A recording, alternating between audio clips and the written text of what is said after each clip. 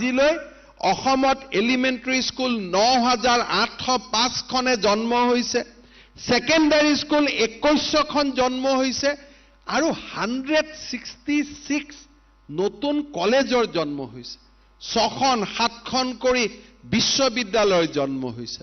মই এজন অসমীয়া হিচাপে গৌৰৱ অনুভৱ কৰোঁ যে মাতৃভাষাৰ এডুকেশ্যনৰ ওপৰত অসমে যিমান ইনভেষ্ট কৰিছে, ভাবিব নোৱাৰা ইনভেষ্টমেণ্ট আমাৰ সমাজে কৰিছে। কাৰণ প্ৰত্যেকটো বিনিয়োগৰ বিপৰীতে সমাজে তাৰ পেইন লৈছে। অৰ্থাৎ এইখিনি যদি বিনিয়োগ সমাজে তাত নকৰিলেহেঁতেন, দুখন হয়তো হস্পিটাল পালেহেঁতেন, কৰ্মচাৰী দৰমহা হয়তো দুগুণ বাঢ়িলেহেঁতেন, কোনোবা জাগাত মানুহে ৰাস্তা পালেহেঁতেন, কোনোবা দলং নোহোৱা জাগাত মানুহে দলং দেখা পালেহেঁতেন। কিন্তু তাৰ পিছতো অসমীয়া জাতিয়ে শিক্ষাক আটাইতকৈ গুৰুত্ব দিছে আৰু এটা দশকত 10,000তকৈও বেছি নতুন বিদ্যালয় সৃষ্টি কৰিছে, 2 লাখ শিক্ষকৰ নিযুক্তি দিছে।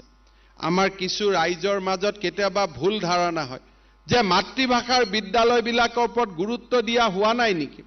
আটাইতকৈ যদি আমাৰ সমাজত যোৱা 10টা বছৰত ইনভেষ্টমেণ্ট হৈছে, আটাইতকৈ বেছি ইনভেষ্টমেণ্ট হৈছে এডুকেশ্যনৰ ওপৰত, মাতৃভাষাৰ অনুষ্ঠানবিলাকৰ ওপৰত।